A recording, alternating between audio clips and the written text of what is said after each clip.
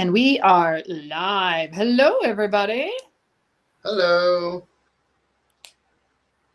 Okay, cool. We're on all the things. Welcome to Here Be Dragons, where creativity meets courage and dragons live in the art we create and the lives we lead. I'm Carla Morrow of DragonLady Art, and with me is my co-pilot and dragon rider extraordinaire, Alan Childers of Alan Childers Art and Illustrations. We're here to talk about dragons we face, the treasure we're after, and the wondrously weird journey of life. Every episode, we'll explore what it takes to face your dragons, or maybe even ride one. So grab your shields, sharpen your claws, and let's dive in, because today we're asking the question that matters most. What dragons are you facing? Hello, Alan. Hi, Carla. How are you? I'm doing well. How are you doing? I am upright and conscious. Hooray! I'm actually just we were jamming out to that Camelot song just a minute ago, and Ashen So World. good. I kind of So I kind of love the whole vibe. The music video vibe kind of reminds me of like the music videos back in the day. You know, it's like there's a story and things are going on, and apparently that's a whole genre of like record making that I had no idea that was existed. The concept album. Concept album, because I am not musically inclined as that goes. Yeah, a lot of the metal music I listen to all is like concept albums. So there's stories, think of, like I said, Pink Floyd's The Wall. Yeah. Rocky Horror Picture Show is technically, if you listen to the music or you listen to that would be considered a concept album. Well, I did know that was a story. Yes. It's one of my faves. I love it. How about that? Yeah, there's Camelot themselves have done, this is probably their fourth or fifth concept album. And then a lot of them, they all are tied together, but as far as like a congruent story, this is probably their third or fourth full past concept album. So I'm excited. Cool. It's the first release. It'll be released in August. And it should be fun. Nice. So what dragons are you facing, Alan? Oh, fuck. You had to ask me. Well, I'm having a creativity blockage, where it's blockage, where I had a day yesterday where I did a bunch of stuff, and I took my social media off my phone. It felt like the phone is where I'm really addicted to it. It's not having social media, because like the like having Facebook on a desktop doesn't I don't really do anything for me, but it isn't really addictive for me on the phone. And I can lose a lot of time. So I took them off yesterday, and I was super productive outside, not with art. I was, I gardened, and which is a creative in its own way. It's like creativity comes out in multiple types. I'm using my creativity for design, for planning my garden, for I wanted to do like sunflowers in my front yard, where I get the majority of my sun. And I fell down the rabbit hole of, regenerative farming, a couple documentaries and a couple YouTube videos, and but I was still productive. So my daughter came over, cooked dinner and watched the rest of the first Hobbit, and then the entirety of the Desolation of Smaug. So that was nice. That's kind of what we've been doing on our Sundays. Is she does laundry and we hang out and watch movies. So, and I cook, and it's an excuse for me to try to cook dinner. So. Awesome. Yeah, I wanted to, like, the social media thing, and we're societally upheld to this idea that it's your fault, right? You shouldn't be so addicted. Why can't you just get off social media? Why can't you? But these companies spend billions of dollars keeping us addicted. And Hi, Diana.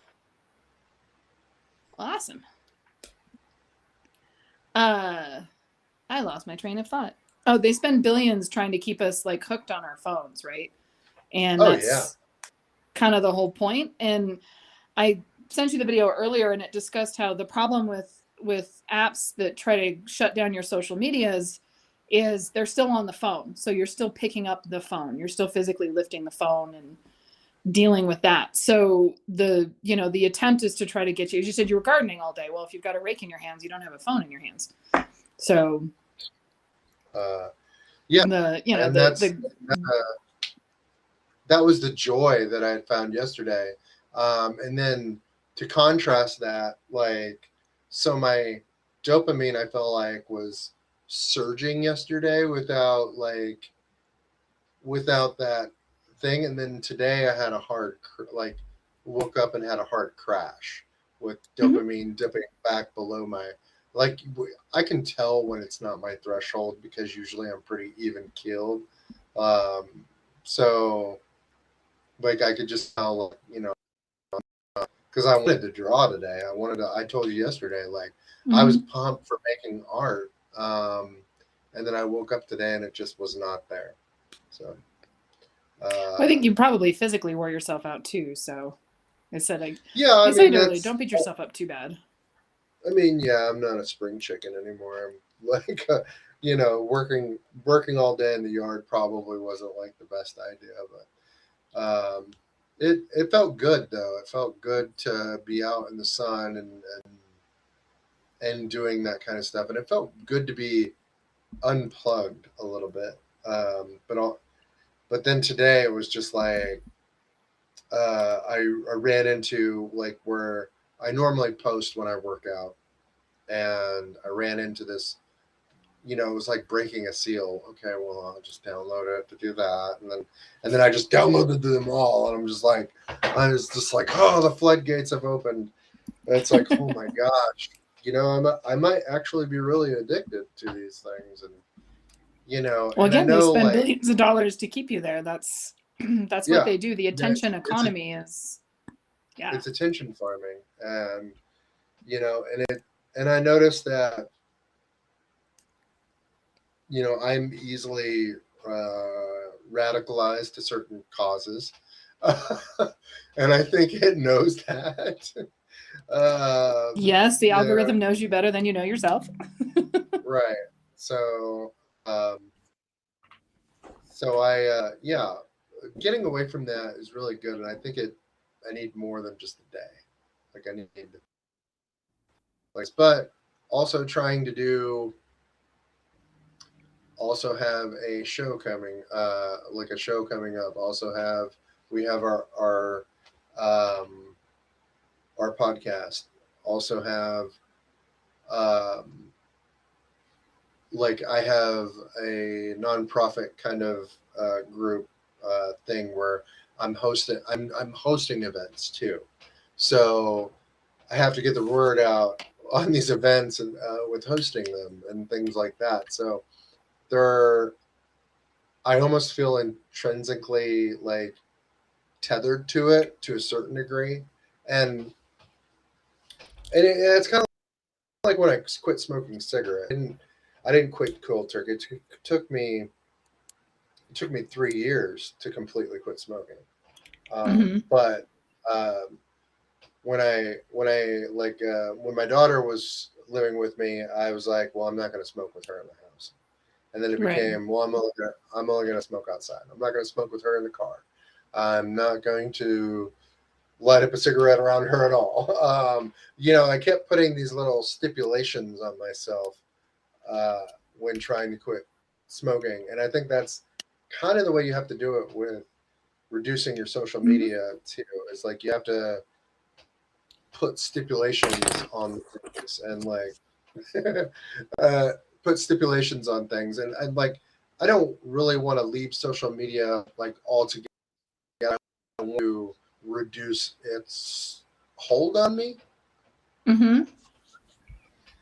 Which is really hard to do because they optimize they do not optimize like the features for desktop or like they do just for regular apps. So like it is Right. completely optimized for mobile and iPad at this point. So Yeah, for sure. but And I I think think, it's like you were saying, I think it's a lot.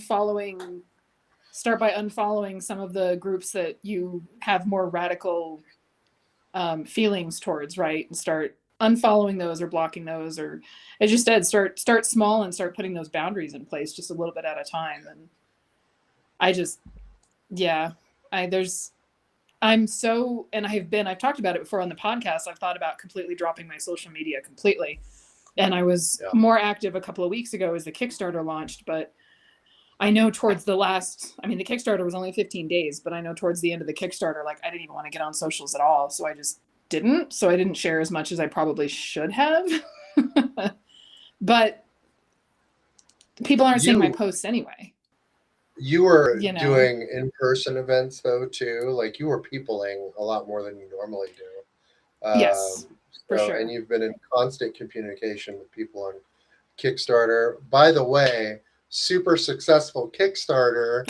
Why don't we segue into that? Stop focusing on me. I see. why Alan don't doesn't we? like the Why don't we? spotlight. No, why don't we? Super successful Kickstarter, Enchanted Blossoms. Why don't you tell the folks what the process was like that for you, and did it do as well as you expected, or did it exceed your expectations? Yeah, it did a lot better than I expected. We ended up just shy of 17,000, and I was watching it like a hawk that last 30 minutes because it would jump up 100 and then jump up another 100.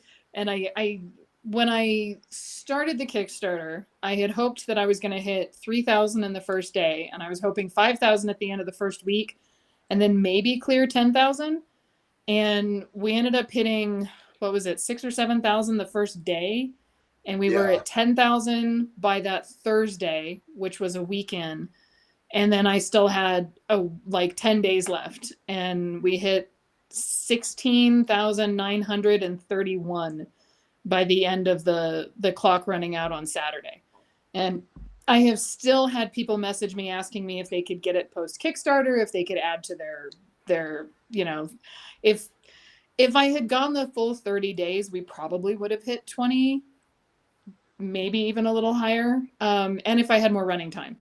But right. I had reasons that, I needed to get it out, and it still takes 2 weeks to deposit the funds into your account. Kickstarter takes 5% for Kickstarter itself and for their processing fees, which is fine. So yeah, basically I should land with just shy of 16K when the money hits my account, which is good. I set it up so I could float myself through show season if show season wasn't great. So I have money to pay off some bills and things like that, and plenty to invest back into the line and whatnot. So now it's just waiting for the funds to deposit in the account. I have to make the bookmarker. I tried to stay really, really smart with my stretch goals and my packaging and things like that. You So everything kind you of fits did in the same boxes. you did have to make some concessions early on, and I think you handled that individually per seller with international sales.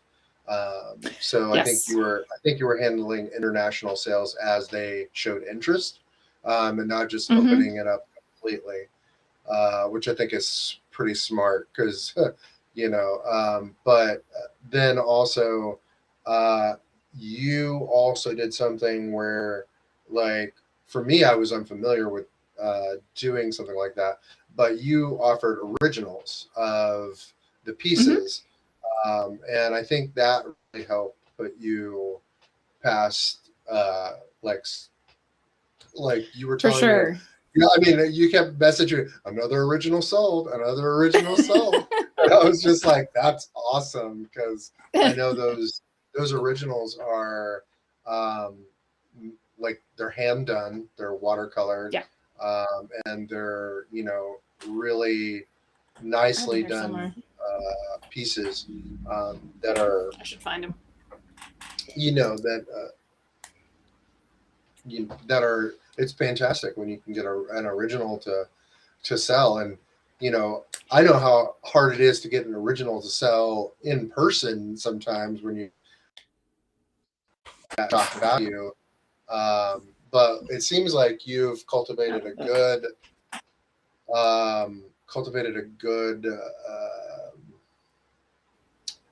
email list or buyers that have been buying for you for a while. Yeah. That invested in your originals, and that's my email list is sitting right at around 2,000. And of course, not all of them get the emails. They should, but because of the way even emails are handled these days, not everybody gets them. There's we're more like, I use Shopify because I get 10,000 emails in my Shopify my sub. And even that's we're going to send emails out to the people that are most likely to open them.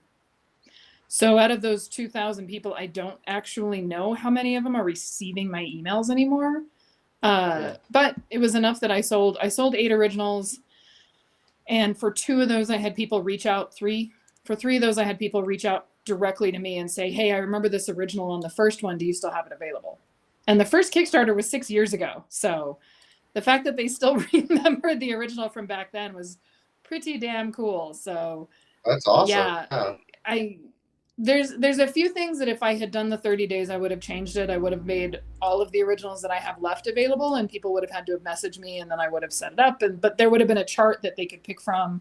So I probably would have been able to sell more originals that way and things like that. But the time crunch was... Looking back, do you think doing your gallery open at the same time helped at all? Or... I'm not sure. I got in a physical copy of the book, and so most of the people that did show up for the gallery opening either had already backed the Kickstarter or were at least aware of it. Okay, cool. I didn't have too many people, just Joe Schmoes off the street, come in.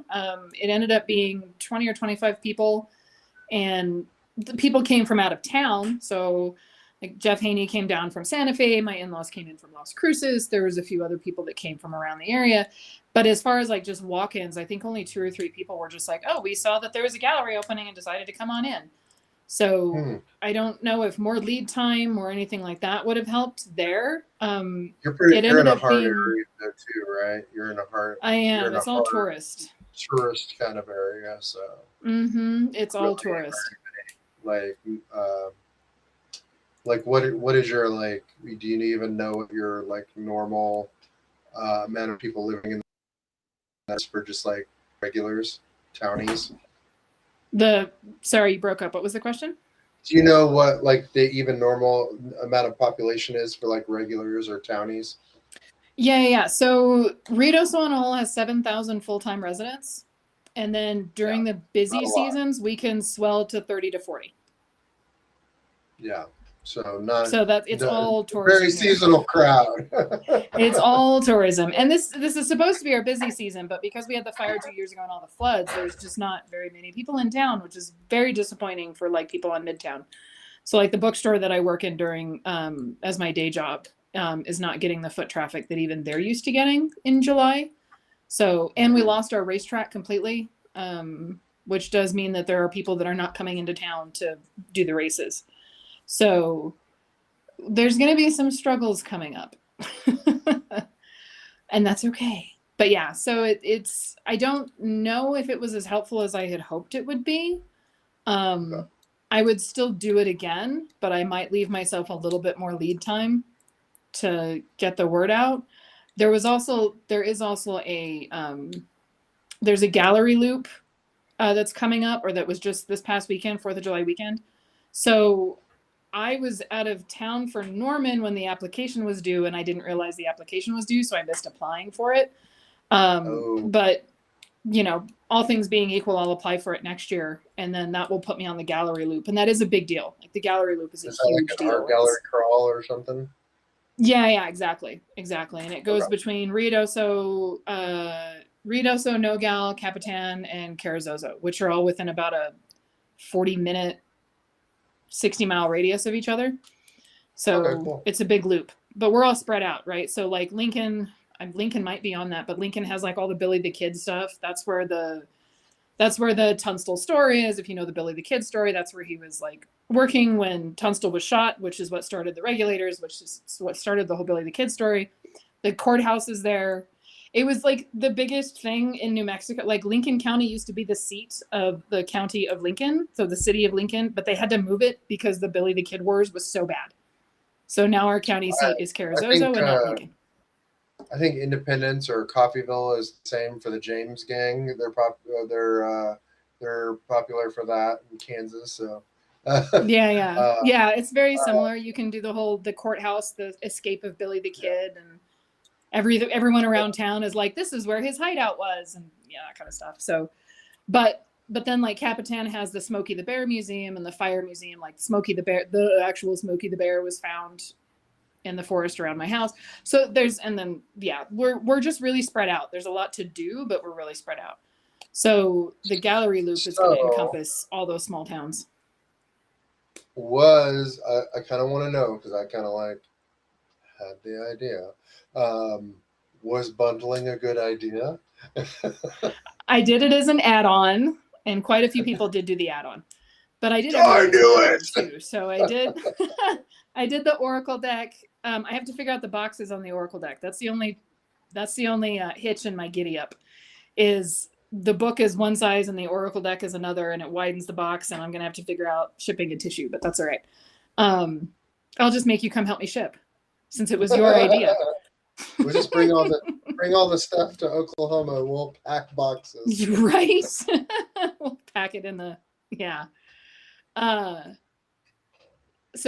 but then a lot of people, like, I unlocked the coloring book early, so by Friday morning we were like $500 away from unlocking the coloring book, and I was like, I'll just unlock it.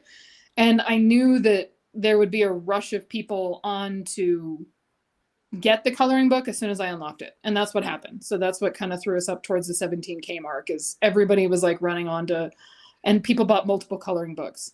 And the same thing with the calendar. So the add-ons were another copy of the bookmark, which is a Kickstarter exclusive. Once all those are shipped out, they're done. The calendar, which is not a Kickstarter exclusive, you can get that on Amazon right now. The Oracle deck, which you can get on Amazon right now, and like a second book, the paperback, and the coloring book.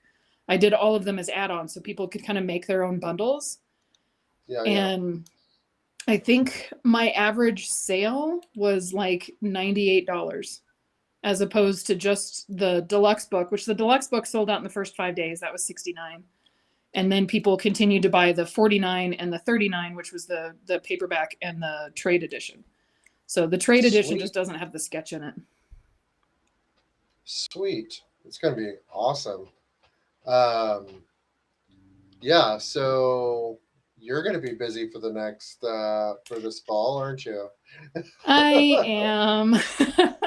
I have a feeling I've got shows in September, and I have a feeling I'm just going to end up loading up books and drawing in the hotel room and stuff. If I can get like 10 books done a day, then it'll, work out, or 5 books done a day or whatever, because all those have sketches in them. And it was limited to 100 books, so I have to do sketches in 100 books. Oh shit! Yeah, it is what it is. You got to do what you got to do for that money. Yes. Well, and then the book wraps, the dust jackets. I couldn't find a place that would just print dust jackets for me, or that would print them with like foil. So I have to go through a poster company and order 50 posters with 2 dust jackets per poster, and then cut them down myself and then gild them myself.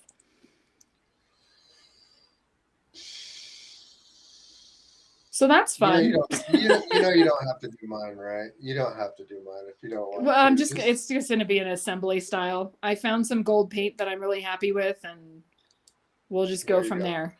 It's just a little window that'll have a little bit of gold accent in there. It's not like I'm repainting the whole cover. So I know. Do you want a refund now? I want my money back. No, but you also got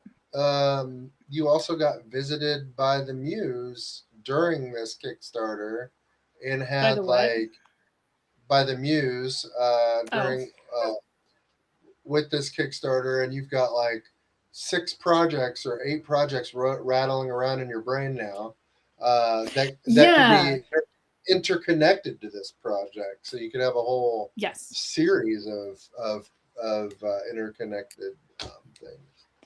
Well, what's nice is that the Oracle deck was the original seed, and that was 44 original paintings. And then the book was an extension of the Oracle deck, and I used every single one of those Oracle deck paintings in the book. So the book is 125 illustrations, but 44 of them integrate the Oracle deck illustrations into it. So that kind of cannibalized that. And because I have that many illustrations, I came up with a ton of other ideas, journals and stationery sets and other types of books and things like that will all use the art that I already have. Mm-hmm. So there'll be a congruent look. There'll be a, and I can do, what's that? Puzzle.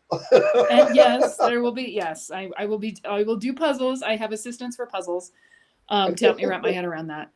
So yeah, I brainstormed. Actually, I was working on that a good chunk this afternoon of taking notes and kind of collecting all the projects together. And I need to find like a stationery manufacturer, and because doing it myself, it's going to end up being $50 a stationery set. So that's not going to work. But yeah, I'm going to have to, there's a lot of logistic stuff that I have to figure out now. And I'm not like, this is all, if I decide to go on with this, I haven't decided if I'm going to yet or not. It's all long-term projects. But I would love to do like a book on Victorian letter writing. And that's, the first part of the book is how to write a letter in the Victorian style. And then the second half of the book is like writing exercises on cursive, writing in a cursive style, and I want to do like a pressed flower book. Well, and it's but it's not just a, practice cursive book. It's something that it's an experience that people can engage in. And now they can get the stationery, and then they have the book, and the book will show them, and it'll tell you how to write like a letter in the Victorian style with, openers and middles, and how to send condolences, or how to send, your grandmother a letter, and how to write this, and how to do all that? About letter writing in the back. Huh? You know how to do all that? I will when I'm done. I think you underestimate the power of my ADHD.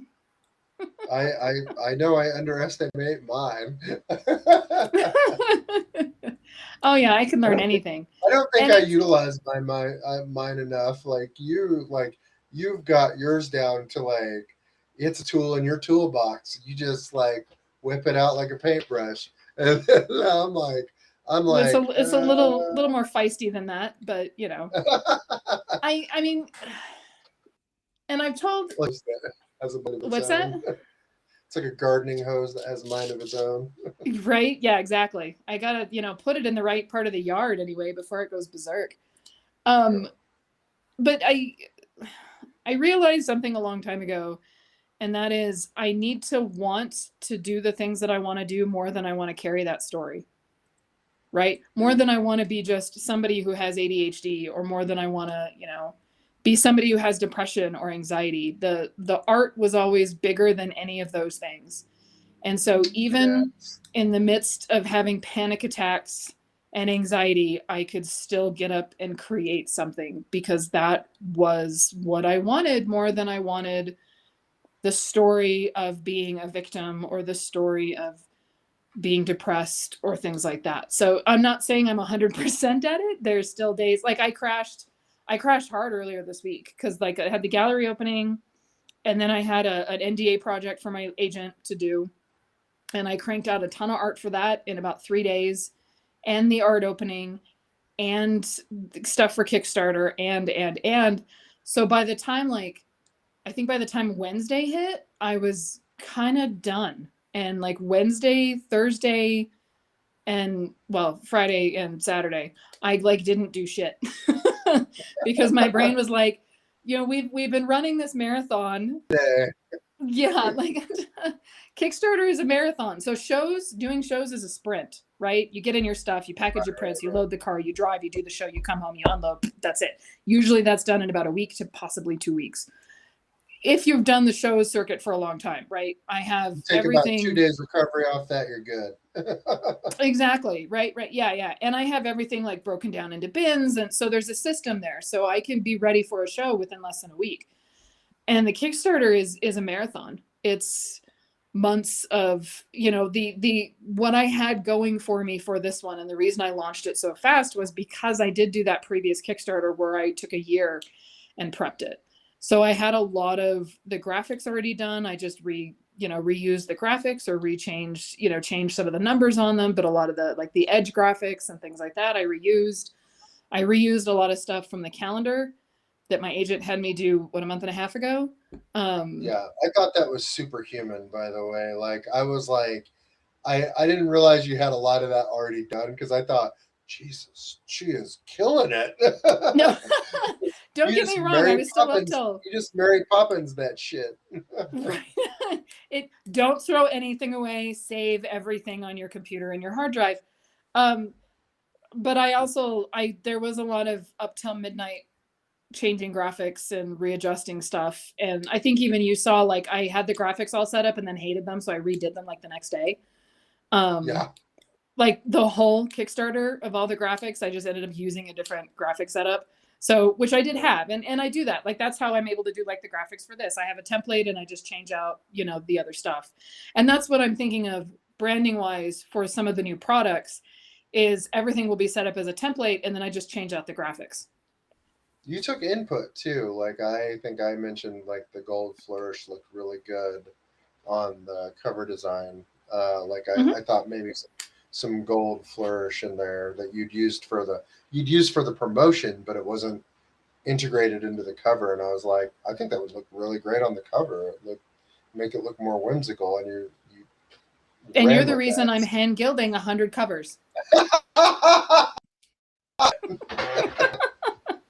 Carry that guilt upon your shoulders, asshole. you have, like, I mean, there's got to be a printer that can print the gold somewhere out there. So it's this. I'm sure there is. But it's the cost and the size. So the dust jackets need to be 8 and 3/4, 8.5 inches by 26 inches to wrap around the whole book. So yeah, that was the problem I was running into, is everyone was like, well, we can do it on a 12/18. And I was like, that's not going to work. It needs to be a full dust jacket, but that's all right. That's all right. Yeah. I got a plan and I'm going to do it. But it also means that I'm not going to be doing any art for a little while. So my fine art stuff will possibly be put on hold for a hot minute until the Kickstarter stuff is done.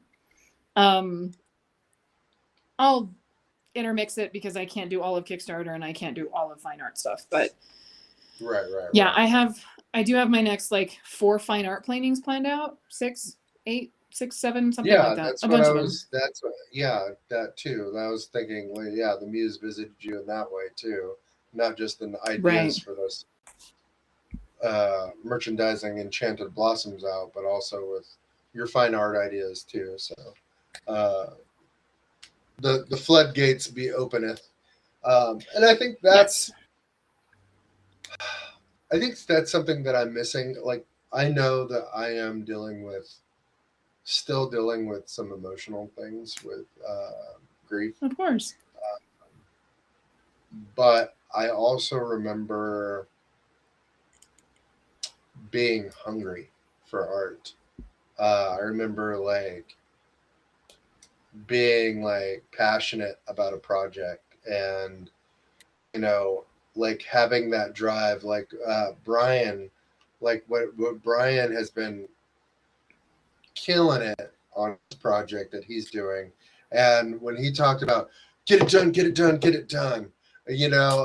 with in the video, in our interview with him, Brian W. Parker, Believe in Wonder Publishing, that name drop. I can name drop. Yes, you can. There's your one.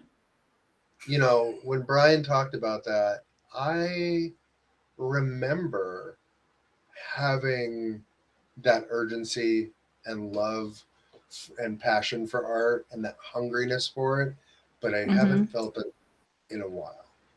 I haven't felt it in a while. Like I feel well, like, what is you it? know, The video that Jake going, Parker I did. feel like You need a project, feel not like, a painting. yeah.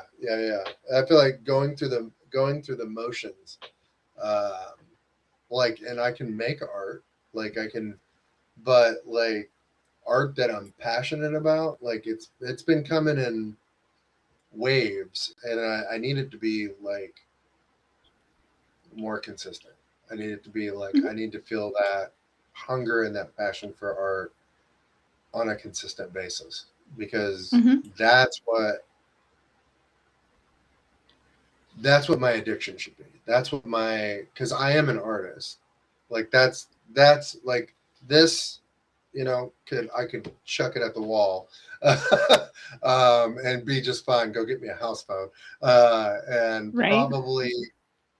But I know that, like, I'm going to go out and I'm going to rearrange my house 5 times. I'm going to start drawing again. Like there's things that have been taking my attention away and that have numbed my hunger for art, I think.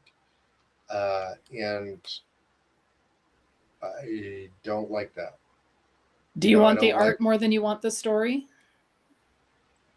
Do I want more the than you art want more than I want the story that you're telling yourself of who you are?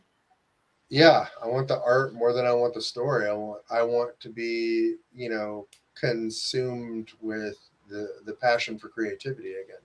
You know, I want that action for creation back, because I think that's where we get mixed up, right? We try to promote, we try to make these little videos, and we try to commodify ourselves to this. That's why I got burnt out. This paradigm of a system that does not work for us anymore, and we commodify ourselves because that's what they say you should do, to be a successful artist. But you can be a successful artist anytime. Anytime. Well, and like Sarah Dillinger, did you see Sarah Dillinger's post about worrying about Anthrocon? No, see, that's the thing. We can't. Oh, that's good. No, that's great. That's great. That's great. I didn't see her post. So she's one of the ones that I follow enough that in the 5 minutes that I get on Facebook, like there's like her and like 3 other artists that are at the top of my feed. Top and that's priorities. It. And then I'm like, I'm not gonna listen. I'm like, there's nothing here for me. I'm done.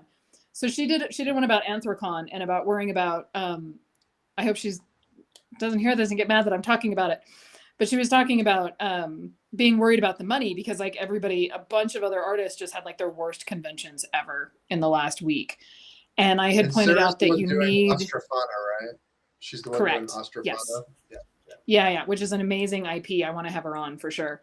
Yeah, it's so cool. But I had mentioned that a lot of us are looking for other metrics of classifying what we consider a good show. So whether it's emails collected, whether it's connections that you've made, whether it's, you know, production houses you're talking to, or you know, all of the myriad of other things that are not money, which is hard, right? Because money fucking sucks right now. Like the economy is not great, but if you're chasing the dollar bill all the time, you burn out. And that is completely why I burnt out the first time.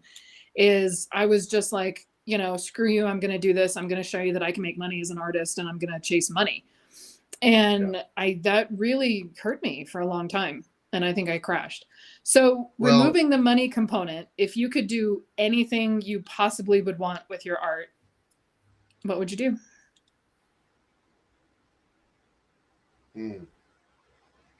That's a good question. Right now, I don't really know. Um, I don't really know. Alexander Gustafsson, we had him on the podcast recently. He made a post earlier talking about like it's hard to feel creative when you have these economic pressures, and For that's sure. that's something that I'm feeling as well. There, and I think a lot of people are feeling these. Like it is hard to feel creative under a pressure cooker, right? Like we're all like in this giant pressure cooker. Artists we're feeling it financially from economic means, but also from creative means online. Like the social media is not serving the artist anymore; they're prioritizing AI, Mm-hmm. and those things are getting priority Mm-hmm. over what what we have contributed to the foundation of their Oh, we built those success. platforms.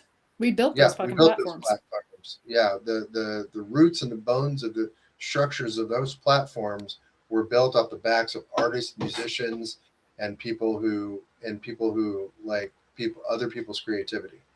So and Here's the the thing moments though, is social media in and of itself has only really been around for about 15 years. And it's only been really useful for a lot of artists for the last, I don't know, 7 or 8 years, in the middle of that span of 15 years. And it's been a couple of years since it wasn't.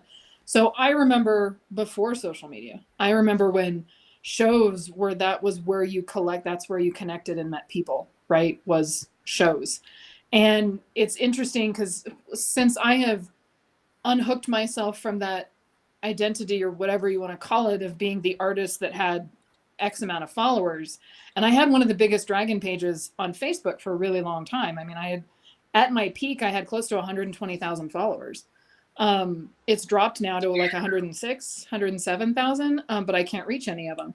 So once I let go of that and realized, okay, I've got to think back to what we were doing in the 90s as far as like shows and stuff in person, you know, like I just changing my thinking that way made a big difference in the hold that social media had on me. yeah, Because I'm yeah, not totally. posting for likes. I'm not posting for, I don't really care if people see my art on Facebook or not right now, or Yeah, I Instagram or don't Threads or whatever. I don't know the last time I posted art someplace. Like, and I think the last time I posted someplace was on Substack. Mm-hmm. Just because Substack's algorithm still is not tainted by the waters, and several people are still engaging there, and Facebook. Like, I think I posted on like just posted a reel on Facebook, but and it's an old reel, like it's not even new. Um, Mm-hmm. and that's just to like it's like engagement, right? It's playing the game, and it's like I'm so tired of that game. It's an old game, and and it's not like it's like these video game companies that are DLCing out they're DLCing people's lives out. Mm-hmm. You're like we gotta pay to play Yeah. when we've already and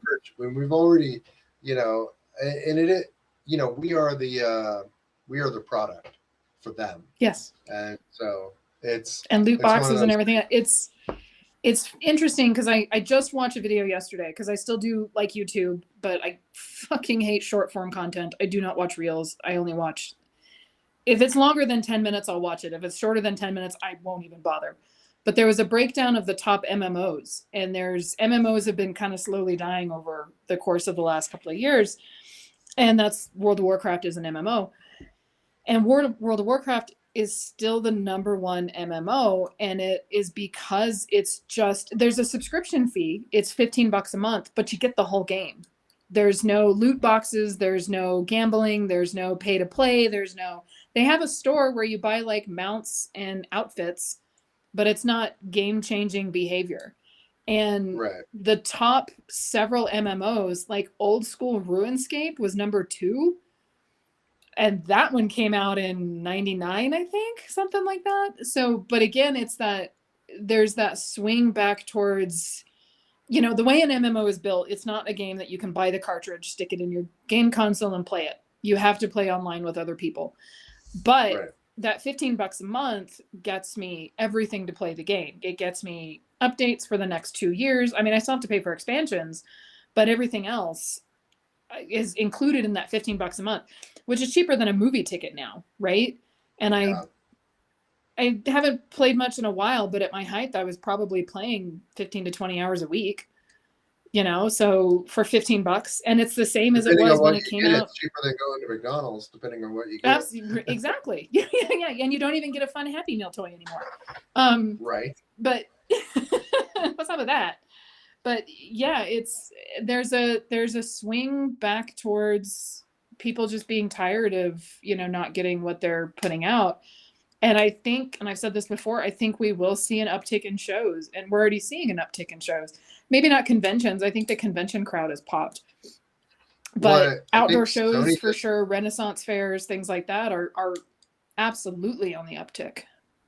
I think in what was it? Sony just pulled their the video game library from physical format or something. They started pulling back their games from physical format or something from PlayStation. Wow. Because I think they think that nobody's I mean, I'm buying CDs still at used stores and stuff. They think I just replugged in the N64 or they're trying to to drive or they're trying to drive a market to a specific place they want it to go. And, that sounds more like it. Which is interesting because there's a whole uptick in Gen Z. I mean, CDs and DVDs sales went up for this year for the first time in 20 years. The new album that Camelot's about to release in August, they released it on a special edition tape, a cassette tape that you could get that is special edition, and there's a push back towards physical media, and I think we're going to see that. And I think we've talked about this with Steam. They're trying to compete with Steam. Yeah, right. And they can't do that if they have money going out for physical media. Right. Yeah. But I think people are getting tired of experiencing the world through a 3-inch screen, right? Through just this little teeny tiny box. And you're clearly feeling it, and I've been feeling it. Like I said, there's nothing for me on social media, so I just haven't been. I don't think I opened Instagram once in the last 2 weeks. Can you imagine? Well, you and I are both.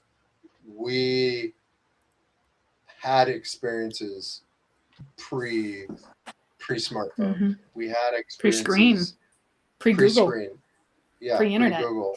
Yeah, we are old enough to have these experiences that were interconnected and outdoor. Can you imagine what these kids that I'm teaching, the kids that have grown up, like my daughter, who only ever experienced 60 to 70% of their dopamine through a screen. Mm-hmm. Through a screen, because they have some outdoor experiences, some but not nearly enough. Not like we have. Not like staying out all day. They never drank water out of a hose. Never drank water out of a hose.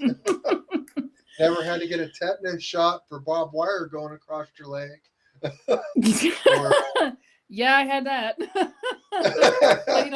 Playing out on old farm equipment. Yeah, playing in the irrigation ditch. I don't know how we're not dead. Or your mom yelling at you not to run on the bleachers and then in your head wide open. Yep. So we going down metal slides and burning the whole way down. Experience, and so I think that we have memories and connection that allow us to fight back against this a little bit easier, because we are aware of what it's doing to us. I don't think they have no basis of comparison without it. So like, Yeah, but I know like Gen Z, which is I think that's where your daughter's at, right? She's a Gen Z. People in their 2000, 20s now. born 2001. She's born 2001, so she's 24. Okay. Okay, yeah. So I think that's right around Gen Z. Because Gen Alphas like 12 or 10 and under. So yeah. I'm not entirely sure what the borders are, but it's something close to that. But I know like a lot. I know I'm considered an elder millennial. Yeah, me too. Yeah, or Zennial with an Zennial, X. Zennial. Yeah. Zennial. I kind of like Zennial, that. something like that. Yeah. I don't know if it just happens to be the Gen Zers that I'm exposed to, but a lot of them, like I work in the bookstore and book sales are being driven right now by Gen Z. They're coming in buying stacks of book. The biggest section we have is intermediate, upper intermediate, young adult. A lot of it is paranormal romance, but because that's a big thing right now. But gotta have a sexy werewolf. I mean, or a little vampire. Minotaur milking farm in there, and we're good to go. Don't Google that. Don't listeners, don't Google that. We're gonna get flagged. We're gonna get flagged for that. That was already gonna happen. Not rated. But it's more than that too. It's they're buying like manga. Like manga's making a huge comeback right now. And anime hasn't gone away. Anime is big. I'm like anime adjacent. We watch some of the new stuff, but not a lot of it.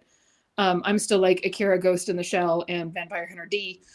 Yes. But they're. I need to watch the original Vampire Hunter D thing. It's so good. It's one of my favorite animes. The style alone is stunning. But yeah, there's a big push towards. We should have like a anime movie watch party or something. I would be so down with that. That'd be fun. Yes, we could do that. There's a list of things that we need to watch because I need to get you to watch What the Bleep Do We Know and stuff too. It's all about quantum physics. It's cool stuff. There were some things you haven't seen too. I think there were some movies that you haven't seen. I'm pretty sure. Possibly. I mean, there are movies out there that I have not seen, but they may not be worth watching. Specifically 80s movies that you should have seen by now. Yes, I will. There's yes. I think Monster Hunters I hadn't seen until you were mentioning it. And then I was like, fuck it, I'm going to watch it. And I was like, okay, that was pretty good. Oh, yeah. But yeah, so I have hope, and I have like more hope in getting off of... Monster Squad or Monster Hunters? Monster Squad, I think is what it was. Yeah, Monster Squad. Yeah. It's great. Yeah. It's like Goonies, but with like classic monsters. Yes. Yeah. That was it. Yeah.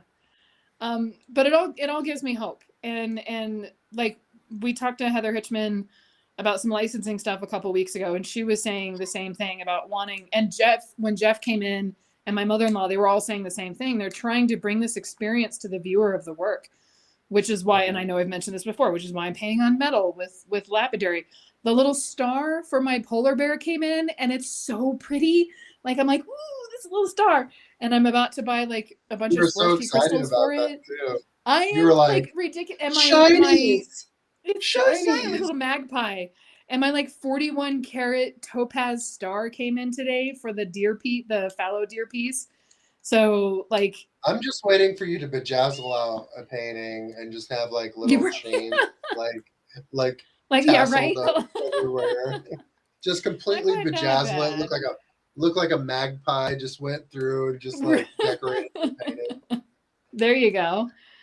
Yeah, I did buy little chips to embed in the artwork too, but it's trying to get an experience that AI or even just, I mean, it doesn't even matter if it's AI or not. It's still the same experience through the box.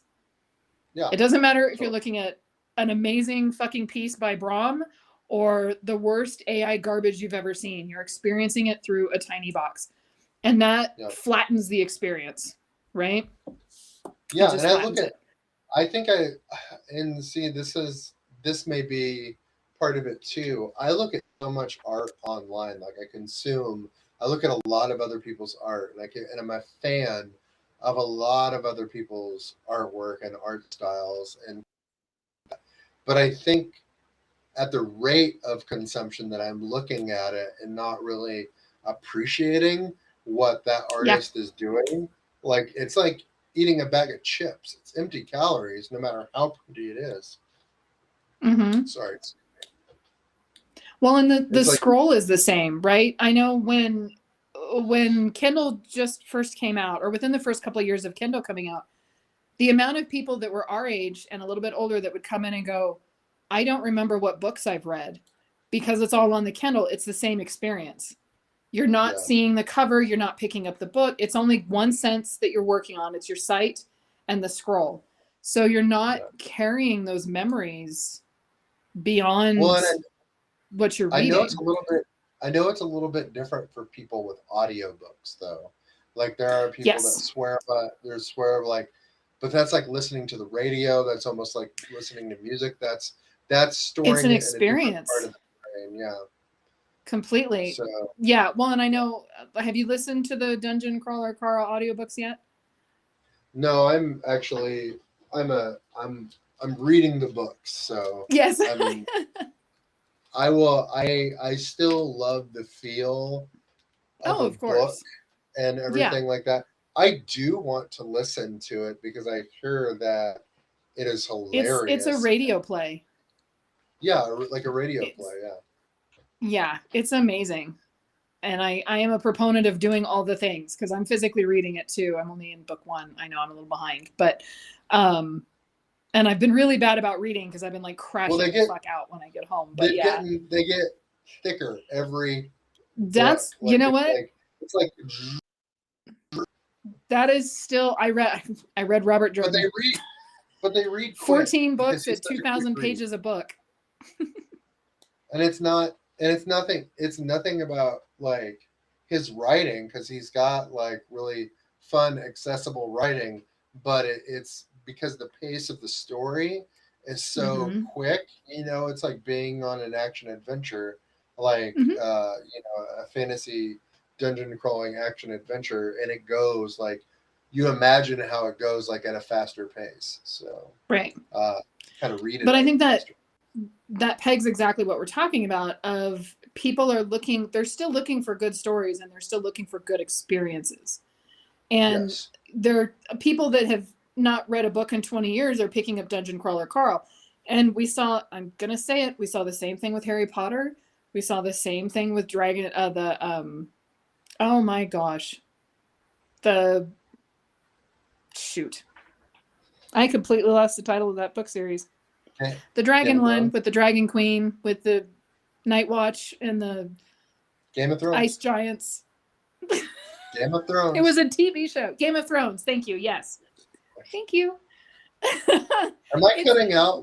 Am I coming out? Audio cutting out? Well, yeah, a little bit, but I have it turned down. I to said not Game pick up of the Thrones echo. like 3 times. I know. I'm sorry. Yes, Game of Thrones, but they were all like experiences. So Yeah. and this was something else that I wanted to touch on a little bit. Again, it goes back to World of Warcraft because all things do.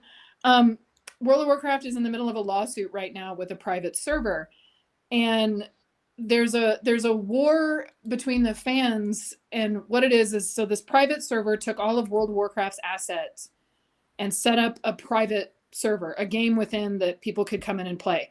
They have since added to those private servers, so they've added new classes and new races and new starting areas and whatnot, but it's all using Blizzard's assets and Blizzard's stories. So there's a lot of fans that are screaming about why is it that they can do all this stuff that Blizzard can't, and without realizing that the amount of time and energy that Blizzard still has to put in their base creations from the ground up, right? Their graphics and their style and their stories and all of that is where the core of what they're doing, and they're looking at the long game, so they're releasing stuff slowly. Where Ascension, which is the name of this private server, just dropped 21 different classes, and who knows if they're balanced, and who knows if they're gonna, how is it that you add skills past the max level and all this other stuff. The point is that it's amazing what you can do when you have the base stuff figured out. It's the same thing with the Enchanted Blossoms, right? I've got the next 8 things figured out, but it's because I have all the graphics and the look and the feel of the brand done. And now I'm just building into it without having to worry about, now I have to sit down and make 30 new paintings, right? And we Your don't Lego realize. You're expense off of off of the products and stuff. Like you're essentially uh, doing what, like, you know, you've been kind of training yourself to do, working with the licensing. You're just like, you know, I know you're like, I know what licensing is. I've seen it done. I know like the different things that can be done with it. So why not do it? Right. But it's still that core story. Like that's the important part, is the story and the world building and the understanding. And this is what like the AI tech bros don't understand. They think they have an idea, they can throw it out there, they just run it through AI and it's done. But they don't understand story crafting, and they don't understand what makes a good painting, you know, what. And it's getting closer and closer, but it still is missing the mark on the humanism, right? You get all of these people. I mean, even we were talking to one of Jason's friends, and he was like, well, your Kickstarter did so well, just make a game and then do an expansion every 3 months. And it was like, okay, first step is make a game. What the fuck? Right? Like the work that's involved in step 1, make a game, is ridiculous, you know? And people just don't understand that. And I mean, the biggest game in the world right now, computer game, is Minecraft. And it's letting people sandbox, it's letting people build, but they've done the hard part. They've done the stories and the bricks and how to harvest those bricks and all of that other stuff. You just fill into the world and make it your own, which is brilliant. But I mean, AI is kind of the same thing. They just take what we've already done and make it your own.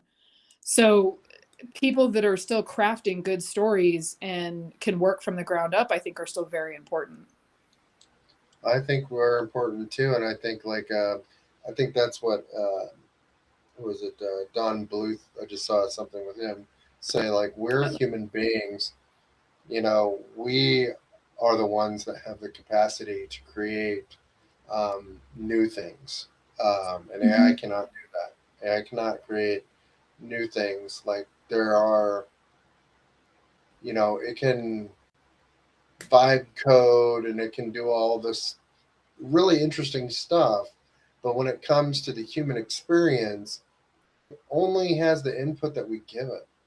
So, you know, that's the thing. If we choose not to give it our input and essentially just save that for a personal experience, like no AI model backed your Kickstarter. Did you know that? You know, AI model has a personal bank account and purchased Enchanted Blossoms. And you know, it was interesting because I had a few people reach out, and they kind of asked me if I used AI from the side. Like they didn't come out and just be like, hey, did you use AI to do this? It was like, so tell me about how you made the content for the book. Like I can see that you did the illustrations, but like, do you have it listed somewhere where you got your flower meanings from? And I was like, yes, I used a public domain book from 1846 by Kate Greenaway. It's available. You know, it's almost 200 years old. It's 180 years old now, and it's available online, and it's public domain. And I say that in the copyright information, so you can look it up yourself. No AI was used in the creation of this book, and it was like, great, I'll go back it. You know, but it was that was kind of cool. And isn't that the most offensive thing, though, that AI will take what's in public domain, not give credit to where they found it, but you will give credit to the fact you did not come up with these words. They were written by someone in what, the 1800s? 1846. So in 1846, wrote these words, and you may have adapted it for modern times, but like you still we still give credence to the work that was done. Person's long dead that wrote it. Yeah, Um, yeah, and I didn't have to because it's in the public domain. I didn't have to do right, that, but I chose to because I didn't want to. I want credit for the art, not the words. right. Yeah. So I think the shitty thing about AI is that it gives no like It gives no thought to that. fucks. It gives no fucks to that. Mm-hmm. Well, where's this information coming from, or where did these ideas come from? I mean, and they've integrated it with search engine style, like a search engine style shopping experience. Questions like you would a search engine, you can shop from it like you would anything. They're trying to turn it into like A one this is the stop everything. yeah, this is the first place you'll go to get all your answers or to get anything that you might need. It will do for you. And it's like, that's not really like, that doesn't have good competition. Like, I honestly think Facebook worked a lot better for everyone when Google was still, and Twitter. Twitter has, I found I connected with a lot of artists through Twitter when Twitter was Twitter. Mm-hmm. Um, and when Google at least was attempting to be a competitor, um, like Facebook tried harder to give us Yeah. what we want, and now it doesn't have to try as hard, and so it doesn't. Well, that's the very definition of enshittification is to go in, take over everything, and then make it crappy. Because where else are you going to go? Right? Yeah. Well, we don't have to. We don't have to really provide you with everything that you want. We provide you with everything that our constituents want you to have, or Mm-hmm. you know, or the people that are paying us more money want you to have. Yeah. Instead of like providing you the services that that like we provided you to begin with, but we just kind of like let them get shittier. Yeah. But people are Enshittification, it's a definitely, word. yes. Yeah, exactly. And but I think people are hungry for more. I mean, look at how well heavy metal did. Heavy metal quit putting out magazines a couple of years ago and then did a Kickstarter and it blew up. Oh And yeah.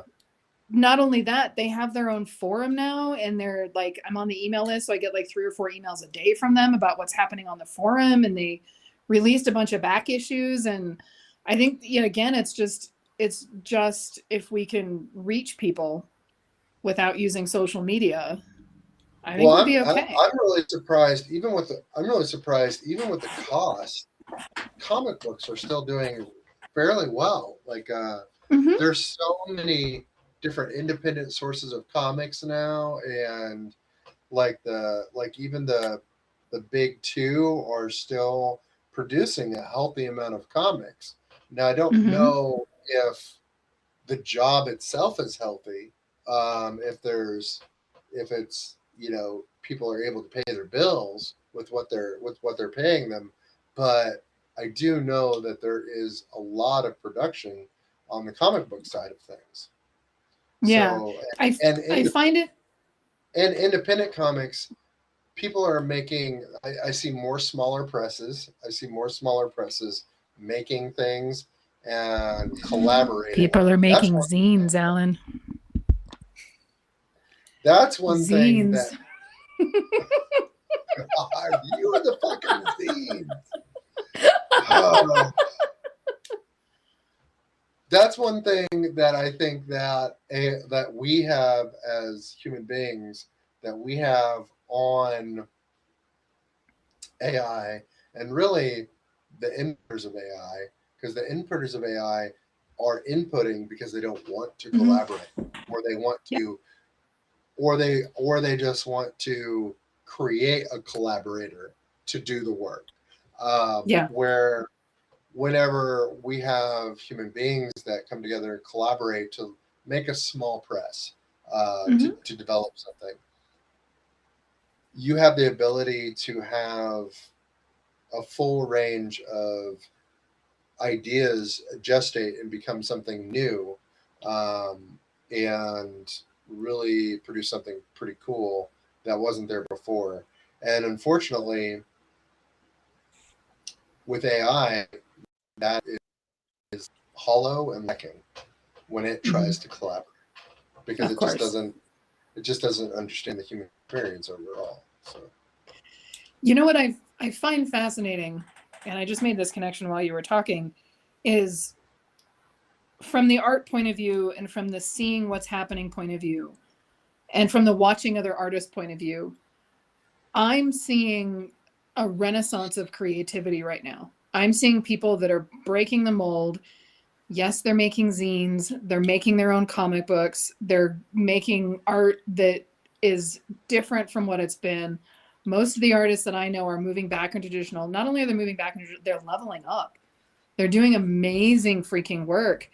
And it's fascinating that this is happening during a time when the economy is not great, when we're surrounded by AI, when these people and these companies and these organizations and everything are trying to keep us isolated so they can take our attention and sell to us and just shove ads down our throats all the time, right? For the last few years, I have felt like a walking piggy bank. Like that's all I'm good for, is feeding some capitalistic machine. And that sounds very doom and gloom. But at the same time, I'm looking around and I'm seeing all of these little pockets of artists that are daisying up through, or dandelioning up through the cracks in the system, that are doing amazing stuff, right? And it's almost like we're forced to think out of the box, which is an artist's best playing field, is thinking out of the box. And it's fascinating that things are so hard right now, but I'm seeing some of the most amazing art that I've ever seen. yeah, it's really good. And the people I see who are really investing in themselves and investing in traditional work, they're the ones who are enjoying what they're doing.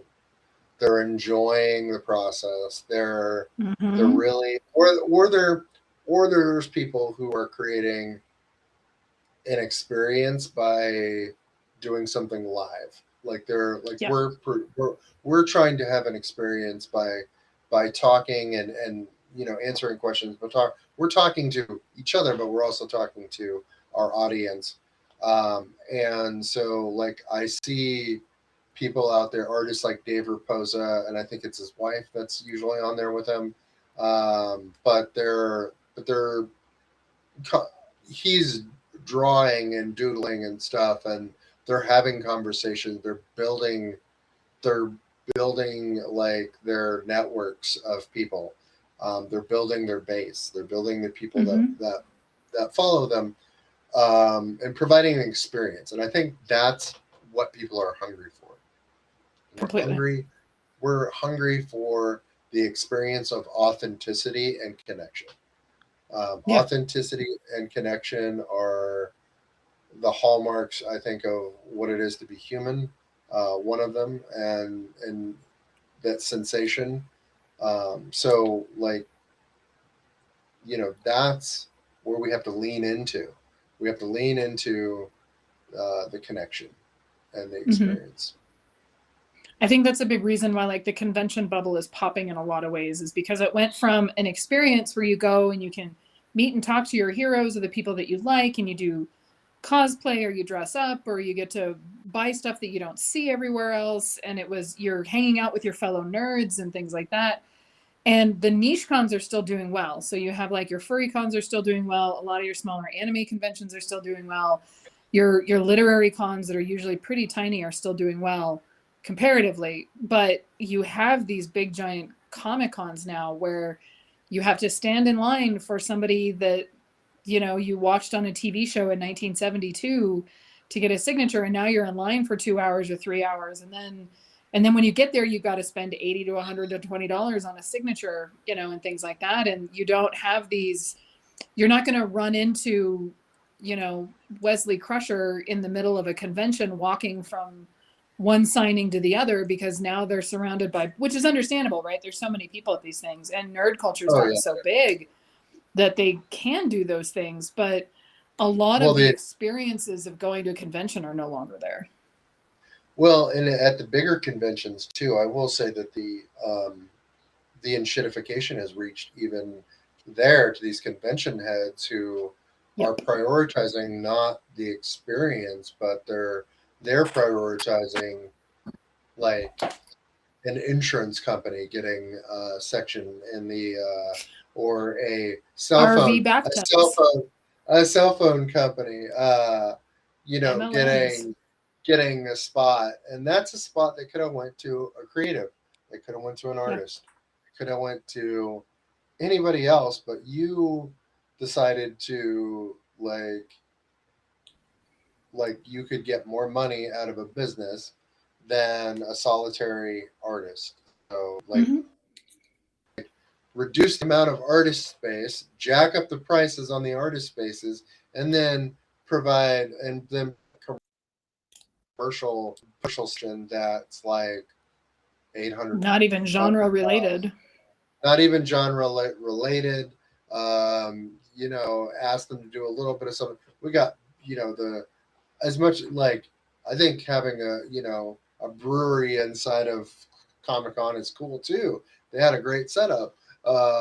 They at least had a gamified something there at their thing that had something gamified going on where they would like you could roll a dice and they would tell you based off the stats like what artist creator you should go and buy their comic. So there was something really cool that they were at least teamed up doing at that thing. But like there's people there just selling like insurance like and stuff, Yeah. and I was like, oh my gosh, that's so lame. Um, but yeah.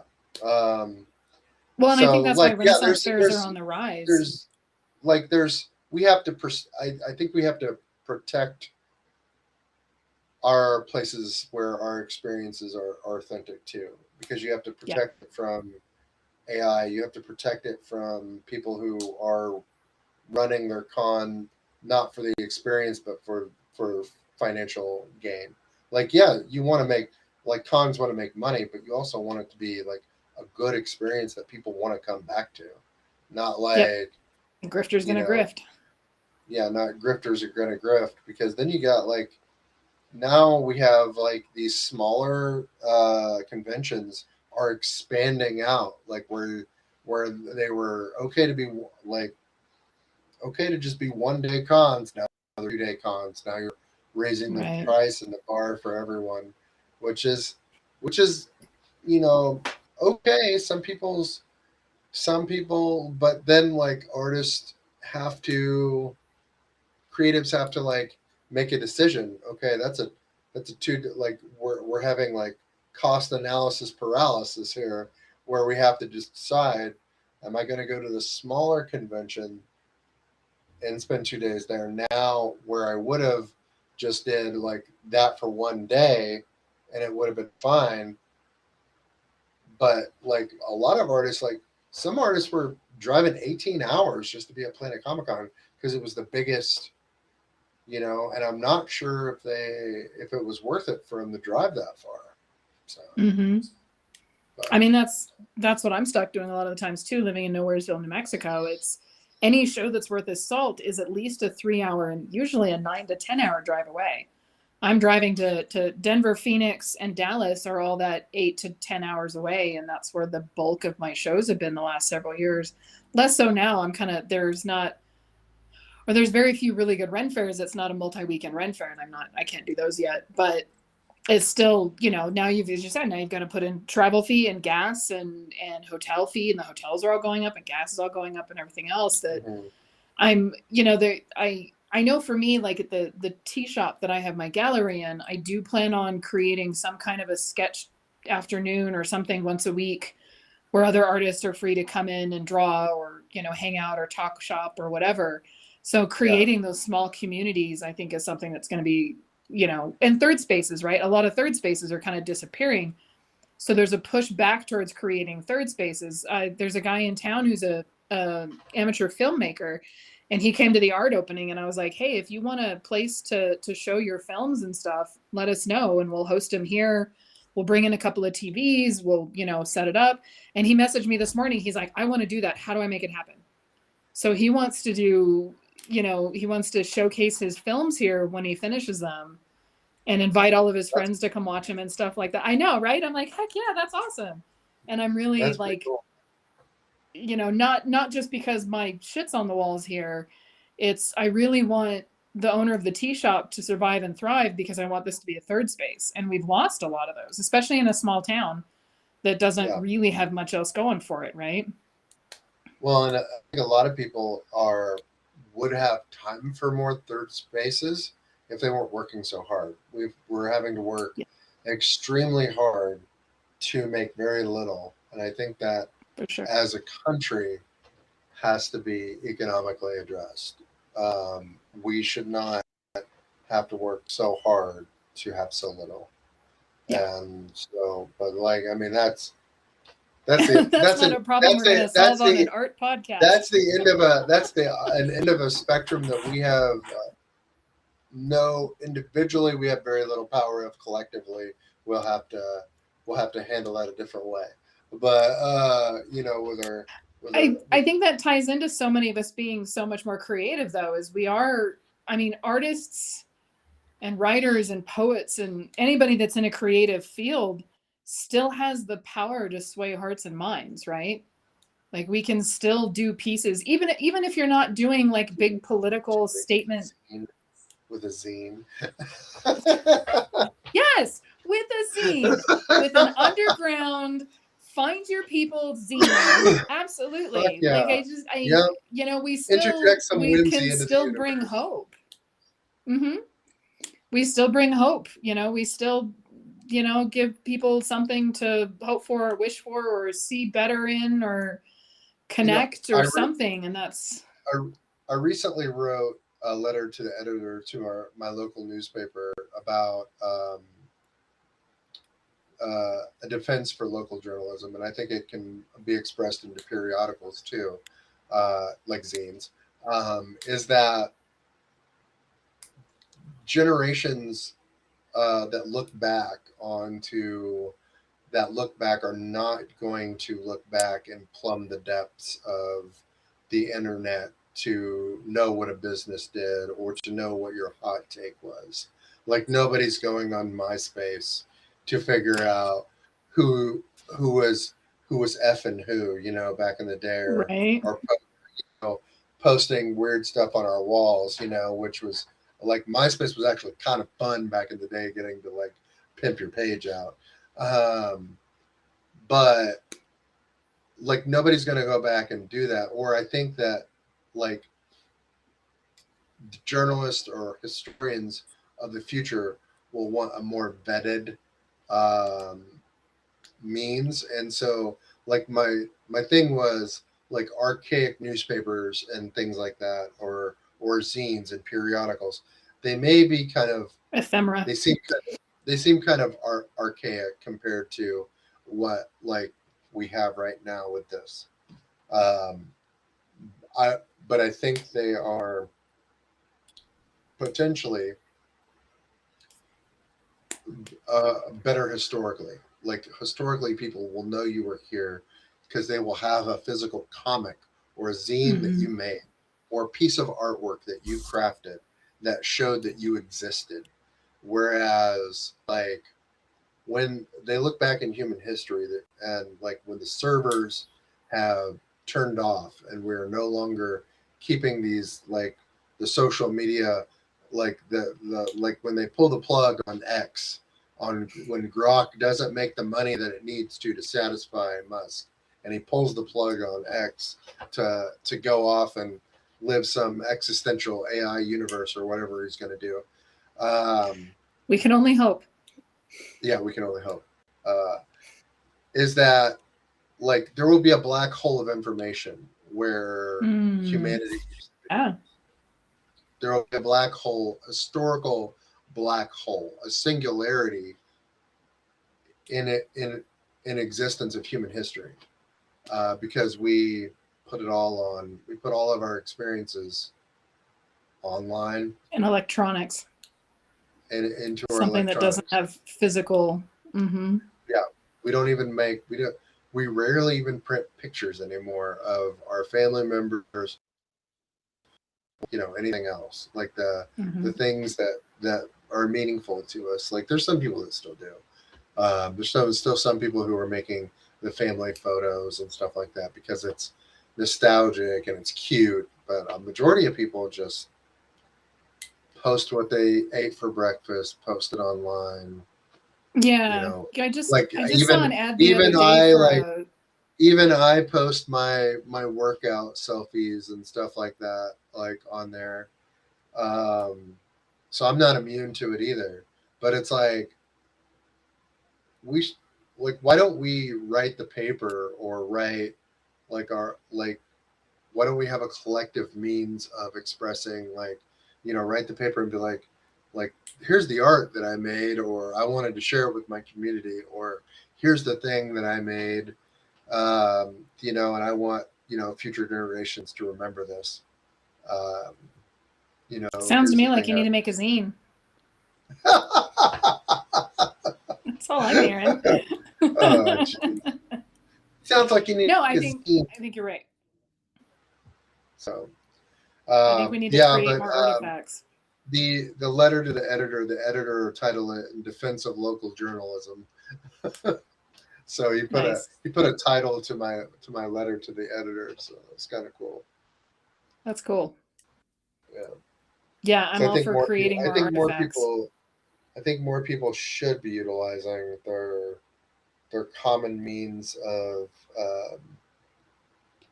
communication, their community means of communication. They're like like an art newspaper or an art magazine. Like I remember when Imagine Effects was really awesome, and I know like it's still going, but like it seems to have kind of, I don't know, maybe my use of it had seemed filtered out.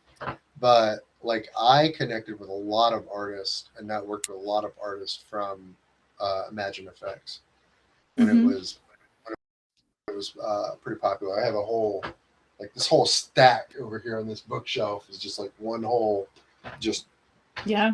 like they're not cheap magazines. Like it is but it has a wealth of information. And when it was first coming out, it had a wealth of resources with it too. Mm-hmm. That actually came on disc. Yeah. Like they had it like coming on disc.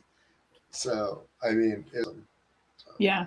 Well, the same thing with heavy metal, and like Sunshine Artist is still the premier fine artist magazine. You're not looking for other artists, you're looking for the shows. So a lot of the bigger shows are still putting in ads in Sunshine Artist and are still listed and are still making sure they're in the top 100s. And it's about, downtime in your booth to how to set up your tent to all of that other stuff. And that's still going strong for sure. I've got it. And once Kickstarter goes through, I'm going to get the physical copies of it because I have a hard time going to the Sunshine Artist website and flipping through the digital version of the magazine, where if I had the physical magazine, I would be more likely to sit on the couch and flip through that than I with would a the highlighter. Right? Yeah. Exact catalog circling like we did in the 90s. Like I want this and I want this. Yeah, exactly.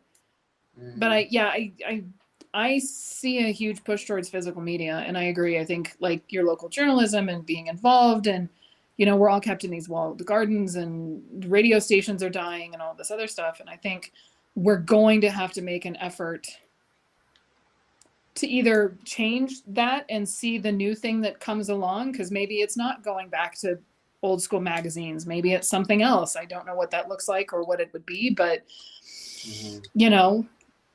just changing something to a physical media on some sort, I think is still very important. We should go back to iPods. Right? I have an MP3 player. No, I keep an MP3 player by my bed because I don't want to keep my phone in the bedroom. So that's great. I have a dumb phone for taking notes at night. Like if I have a weird dream and I wake up, I can type it on the dumb phone that's not connected to the internet. And then I have an MP3 player that I bought that I listen to my various relaxing stuff that I listen to before I go to bed. You still have MP3 players to purchase? That's cool. Go look them up on Amazon. Nice. They're all from China, but you know, they're not. I don't want to buy high quality. from Amazon. They're like $30. Fuck Amazon. Well, you can go, you know, just Google search them or whatever. You can find them anywhere. But yeah, I bought a cheap one that, you know, plugs in and the battery lasts for fucking ever. It's like a 20-hour, 30-hour battery life. I think I recharge it once every month or so. But it connects to the computer and I just drop MP3s on it. And... Cool. Well, we're way over an hour here. So yes. we might want to wrap it up. We're going to wrap it up. And now that my Kickstarter is over, I'll be better on uploading stuff. I think I'm a couple of episodes behind again because Kickstarter kicked my ass. But everything will be caught up by tomorrow. Okay. And I will watch that thing that you sent me about the zine. So I will be caught up on zine. It's not just about this anyway. You'll watch it. I know. I'll hunt you down. I know. Great. Thanks for joining us. It's been an amazing conversation. And remember that dragons might be scary, but they're also that's where the treasure is. I think I've left out a bunch of the outro before. Anyway, thanks for joining us on Here Be Dragons. Make sure to like, subscribe, and find us on the web at HereBeDragons, Artcast.com, Substack, Apple Podcasts, Spotify Podcasts, YouTube, and anywhere else you listen. We will talk to you next time. Thank you, everybody. Thank you. Have a good night. Bye.